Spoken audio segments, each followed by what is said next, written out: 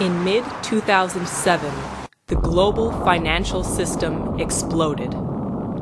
Newspaper headlines and television sets across the country resounded with reports of what was soon widely referred to as the subprime mortgage crisis. The abysmal losses of Countrywide Financial and American Home Mortgage became the talk of the town almost overnight.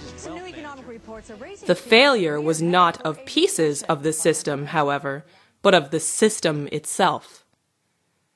This was not an unforeseen event. Several days before the reports of crisis burst into the news, economist Lyndon LaRouche delivered an international address signifying the close of the post-FDR global financial and monetary system. There is no possibility of a non-collapse of the present financial system. None. It's finished now. The present financial system cannot continue to exist under any circumstances, under any presidency, under any leadership, or any leadership of nations. Only a fundamental and sudden change in the world monetary financial system will prevent a general, immediate, chain reaction type of collapse. At what speed, we don't know, but it will go on, and it will be unstoppable. And the longer it goes on, before coming to an end, the worse things will get. In the ensuing period, though the media frenzy had appeared to dissipate, the terror in the financial world did not. Rather than following LaRouche's initiative to break from the failing system and support his Homeowners and Bank Protection Act, federal leaders, under pressure from Wall Street, clung to measures which would only prolong the death throes of the financial system until the end of the year, at the expense of the population. Upon the arrival of the new year, in the aftermath of further unprecedented money-pumping measures taken by central banks around the globe at the behest of City of London financiers, political solutions began to surface left and right. Presidential candidates, elected officials, and economists raced to reveal their stimulus packages, further perpetuating the bailout of the already bankrupt system. On January 17th, 6 months after his assessment of the end of the world financial system, LaRouche again spoke out above the clamor, identifying the full scope and implications of the crisis. Each day now, since January 3rd, the crisis has been expanding in magnitude at an accelerating rate. What you think is the extent of the crisis today is the measures I propose are not taken will become much worse by an order of magnitude on the next week, and the week after that, and the week after that, until the whole system grinds into a collapse, probably sometime during this year. And I'm talking about a global collapse, not a collapse just of the transatlantic English-speaking community. And Son, are you on the phone with us? I am on the phone, Joe, yes. The following week ended in the last hurrah of the Federal Reserve, a drastic cut in the interest rates, a clear move of utter desperation.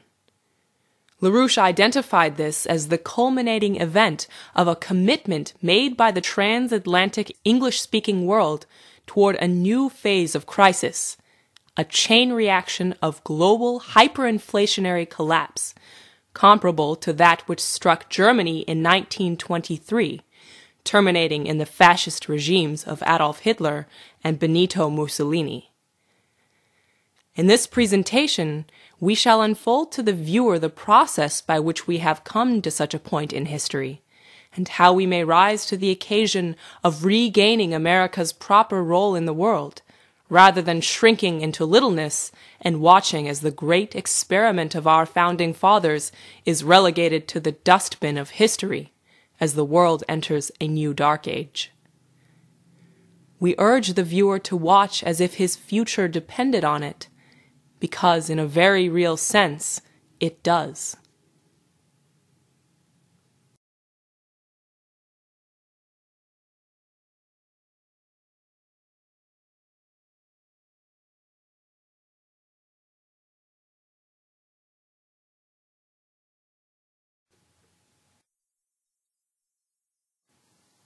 In the second half of the 19th century, a new dynamic was beginning to express itself in the political landscape of the world. Previous to this, the world had been dominated by a system of empires, typified by the British Empire's commitment to thriving off the sheer brute labor power of uneducated, enslaved populations. In the name of free trade, the British East India Company enforced an economic policy devised to maintain the dependence of its colonies upon its control of maritime shipping throughout the world. By flooding foreign markets with cheap goods, they would force other countries to devalue their labor to the point where their only recourse was either the employment of slave labor or the elimination of manufacturing altogether. By these means, Britain's colonies were to forever remain vassals, with the sole purpose of supplying raw materials to the empire. The British Empire ruled by controlling trade in raw materials. So they would have colonies around the world in which they would loot these colonies. But the colonies were never allowed to develop beyond the level at which they needed to develop to make the looting of their raw materials efficient. So you'd build railroads from the mine to the coast, but you'd never build railroads across the continent to tie the continent together as a whole. That you'd build up certain local aristocracies, but that's for the purposes of providing the political protection for your looting operations. But it's all about looting and extraction. You don't want these things to become nations, because if they become nations, they start to look at these resources as theirs instead of yours. And that's a problem if you're trying to steal them. In the post-colonial United States Republic, however, there existed a better vision for the future. American system economist and advisor to President Abraham Lincoln, Henry C. Carey, drew a stark contrast when he wrote in 1851, "Two systems are before the world. One looks to underworking the Hindu and sinking the rest of the world to his level. The other to raising the standard of man throughout the world to our level. One looks to pauperism, ignorance, depopulation, and barbarism. The other to increasing wealth, comfort, intelligence, and civilization.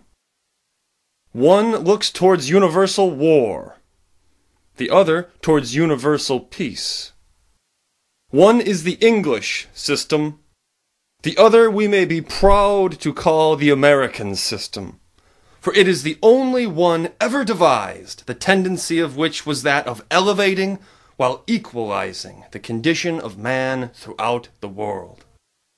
Such is the true mission of the people of these United States.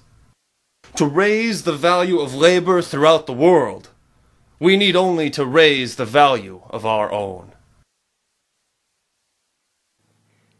In 1865, the young nation, the United States of America, under the leadership of President Abraham Lincoln, triumphed over the concerted efforts of the British Empire to break her apart through support of the Confederacy and other means of subversion. The American system, based upon freeing and fostering the creative capacities of mankind, thrived upon a culture of scientific advancement and development of basic economic infrastructure. A vast railway grid, stretching from ocean to ocean, reinforced the internal sovereignty of the nation and secured independence from any external sea power.